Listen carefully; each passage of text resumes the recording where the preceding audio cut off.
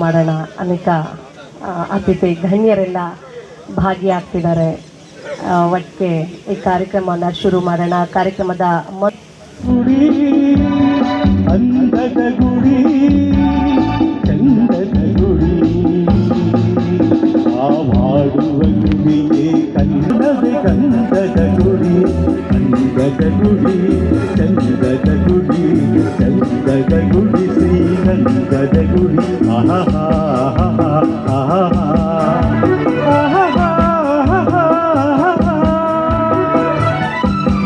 ನೀರನ್ನು ಹಾಯಿಸಿದ್ದಾರೆ. ಯಾರೆಲ್ಲ ಬರ್ತಾವ್ರೆಲ್ಲ ಅಲ್ಲೇ ಹಾಡ್ಬೋದು.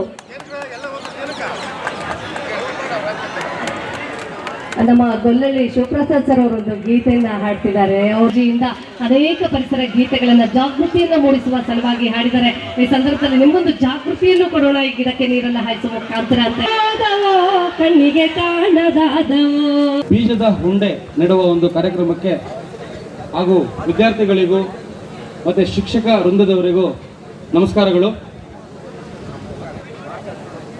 ವಿಶ್ವ ಪರಿಸರ ಸಂರಕ್ಷಣಾ ದಿನ ಅಂದರೆ ಒಂದೇ ಮಾತಲ್ಲಿ ಹೇಳ್ಬೇಕಂದ್ರೆ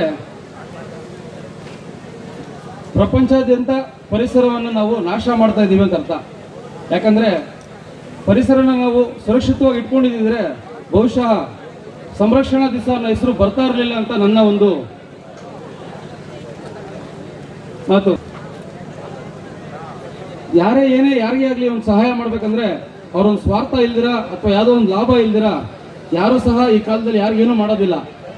ಆದರೆ ನಮ್ಮ ಪರಿಸರ ನಮಗೆ ಯಾವುದೇ ಒಂದು ಸ್ವಾರ್ಥ ಲಾಭ ನಿರೀಕ್ಷೆ ಇಲ್ಲದೆ ನಮ್ಗೆ ಎಷ್ಟೋ ಕೊಟ್ಟಿದೆ. ಆದರೆ ಪರಿಸರಕ್ಕೆ ನಾವು ಏನು ಮಾಡ್ತಾ ಇಲ್ಲ, ಬರೀ ತೊಂದರೆ ಮಾಡ್ತಾ ಇದ್ದೀವಿ. ಮನುಷ್ಯ ಮಾಡ್ತಾರೆ ಏನಂತ, ನಮ್ದ್ರಲ್ಲಿ ಕಾಪರ್ ಇದೆ, ನಮ್ದ್ರಲ್ಲಿ ಫಿಲ್ಟರ್ ಜಾಸ್ತಿ ಇದೆ, ಹೀಗೆ ಅಂತ ಅನೌನ್ಸ್ಮೆಂಟ್ ನೋಡಿದ್ದೀರಾ ನೀವು. ಇದೇ ರೀತಿ ನಾವು ಪರಿಸರನ ಹಾಳು ಮಾಡ್ಕೊತ ಹೋದರೆ ಮುಂದಿನ ದಿನಗಳಲ್ಲಿ ಆಕ್ಸಿಜನ್ ಕಮ್ಮಿಗೆ ಉಟ್ಕೊತವೆ. ನಮ್ಮ ಗಾಳಿ ತಗೊಳ್ಳಿ, ನಮ್ಮ ಗಾಳಿಯಲ್ಲಿ ಶಕ್ತಿ ಇದೆ, ವಿಟಮಿನ್ ಇದೆ, ಪವರ್ ಇದೆ ಅಂತ. ಈಗ ನೀರನ್ನು ಕೊಂಡು ಕುಡಿತಾ ಇದ್ದೀವಿ, ನಾಳೆ ದಿವಸ ಗಾಳಿನೂ ಸಹ ಕೊಂಡ್ಕೊಂಡು ಕುಡಿಬೇಕಂತ ಪರಿಸ್ಥಿತಿ ಬರ್ತದೆ. ಅದರಿಂದ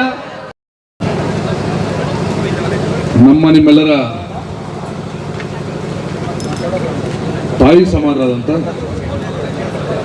ಪ್ರಕೃತಿ ಮಾತೆ ಎನಿಸ್ಕೊಂಡ್ರಂಥ ಸಾಲು ಬರದ ತಿಮ್ಮಕ್ಕನವರಿಗೆ ಗೌರವಪೂರ್ವಕ ನಮನಗಳನ್ನು ಸಲ್ಲಿಸ್ತಾ, ಕರ್ನಾಟಕ ರಾಜ್ಯ ಅಹಿಂದ ಸೇವಾ ಸಮಿತಿ ಸನ್ಮಾನ್ಯ ನನ್ನ ಸೋದರ ಮಿತ್ರರಂತ ಸ್ಕಂದ ನವೀನ್ರವರ ಒಂದು ಅಧ್ಯಕ್ಷತೆಯಲ್ಲಿ ಅದ್ಭುತವಾದಂಥ ಒಂದು ಪರಿಸರ ಸ್ನೇಹಿ ಕಾರ್ಯಕ್ರಮಗಳನ್ನು ಆಯೋಜನೆ ಮಾಡುವ ಒಂದು ನಿಟ್ಟಿನಲ್ಲಿ ಈ ದಿನ ವಿಶ್ವ ಪರಿಸರ ಸಂರಕ್ಷಣಾ ದಿನದ ಅಂಗವಾಗಿ ನಮ್ಮ ನಿಮ್ಮೆಲ್ಲರನ್ನ ಜೊತೆಗೂಡಿಸಿ ಒಂದು ಕಾರ್ಯಕ್ರಮ ನೀಡಿ ದಿವಸ ಪರಿಸರ ಸ್ನೇಹಿ ಪರಿಸರ ಬಂಧುವಂತೆ ನಾಮಾಂಕಿತವಾದಂಥ ಸ್ಕಂದ ನವೀನ್ಗೆ ಮೊದಲನೇದಾಗಿ ಶುಭಾಶಯಗಳು, ಆರ್ಥಿಕ ಧನ್ಯವಾದಗಳು ತಿಳಿಸಿದ ಬಂಧುಗಳು.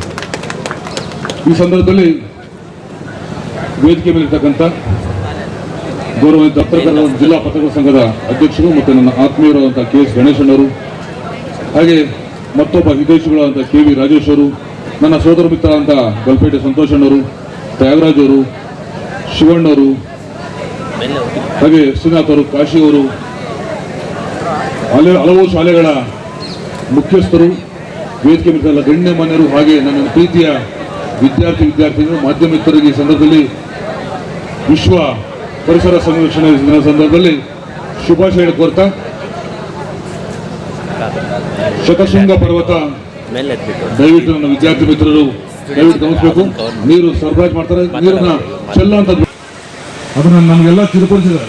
ಏನಂದ್ರೆ ಒಂದು ಅಂತರ್ಗಂಗೆ ಬೆಟ್ಟ ಇದೆ, ಶಿವನ ದೇವಸ್ಥಾನ ಇದೆ, ನೀರು ಬಸವನಬಾಯಲ್ಲಿ ಬರ್ತಾ ಇದೆ, ಮುಂದುವರೆದು ಈಗ ಹೊಸದಾಗಿ ರಸ್ತೆ ಆಗಿರ್ತಕ್ಕಂಥ ತೇರಳ್ಳಿ ಬೆಟ್ಟ, ಇಷ್ಟು ಮಾತ್ರ ನಮ್ಗೆ ಪರಿಚಯ ಇರ್ತದೆ. ಆದರೆ ಹಲವಾರು ಪ್ರವಾಸಿ ತಾಣಗಳು, ಅತ್ಯುತ್ತಮವಾದ ಸುಂದರ ಒಂದು ತಾಣಗಳು ನಮ್ಮ ಒಂದು ಶತಶೃಂಗ ಪರ್ವತದಲ್ಲಿ ನೆಲೆಸಿದೆ.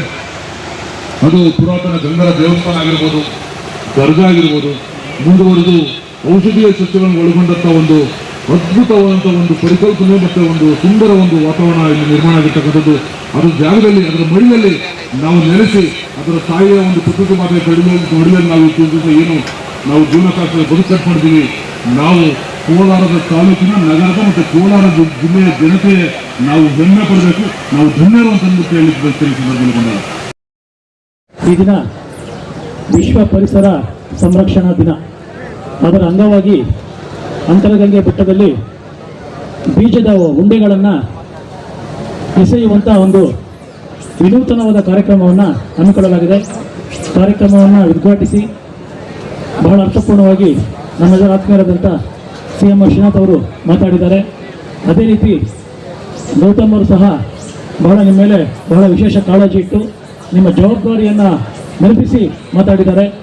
ವೇದಿಕೆ ಮೇಲೆ ಪರಿಸರವಾದಿಗಳು ಆತ್ಮೀಯರಾದಂಥ VK ರಾಜೇಶ್ ಅವರೇ, ರಾಮು ಶಿವಣ್ಣ ಅವರೇ, ರಾಮಾಂಜಿ ಅವರೇ, ನಾರಾಯಣ ಸ್ವಾಮಿ ಅವರೇ, ಸಂತೋಷ್ ಅವರೇ, ತ್ಯಾಗರಾಜು ಅವರೇ, ಕಾಶಿ ಶ್ರೀನಾಥ್ ಅವರೇ, ಶೇಷಾದ್ರಿ ಅವರೇ ಮತ್ತು ಇಲ್ಲೆಲ್ಲ ಬಹಳ ವಿದ್ಯಾರ್ಥಿನಿಯರೇ.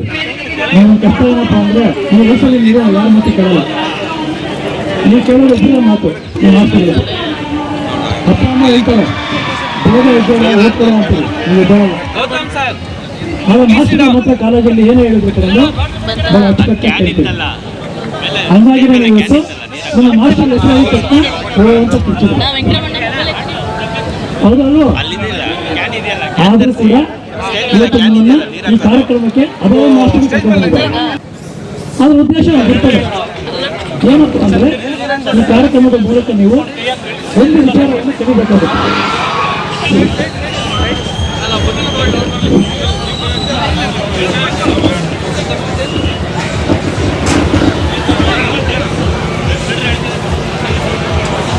ಹಲೋ, ಏನಪ್ಪ CM ಒಂದು ವಿಷಯವನ್ನ ಹೇಳಿದ್ರು. ಕೋಲಾರದಲ್ಲಿ ಬೀಜದ ಉಂಡೆಗಳನ್ನು ಎಸೆಯುವಂಥ ಕಾರ್ಯಕ್ರಮ 16 ವರ್ಷಗಳಿಂದ ಆರಂಭ ಆಯಿತು. ನಿಮಗೆಲ್ಲ ಒಬ್ಬ ಹೆಸರು ಹೇಳ್ತೀನಿ, ಅವ್ರ ಬಹುಶಃ ನಿಮ್ಗೆ ಯಾರು ಪರಿಚಯ ಇರಲ್ಲ. ತ್ಯಾಗರಾಜು ಅಂತ ಪರಿಸರವಾದಿ, ಸ್ಪೋರ್ಟ್ಸ್ ಮ್ಯಾನ್, ಅವರಿಗೆ ಬದುಕಿಲ್ಲ. ಅವರು ಈ ಕಾನ್ಸೆಪ್ಟನ್ನು ಕೋಲಾರಕ್ಕೆ ಮೊದಲಿಗೆ ಪರಿಚಯಿಸಿದರು. ಕೋಲಾರದಲ್ಲಿ ಜಿಲ್ಲಾ ಪಂಚಾಯತ್ ಅಧ್ಯಕ್ಷ CEO ಆಗಿದ್ದಂಥ ಮೇಡಮ್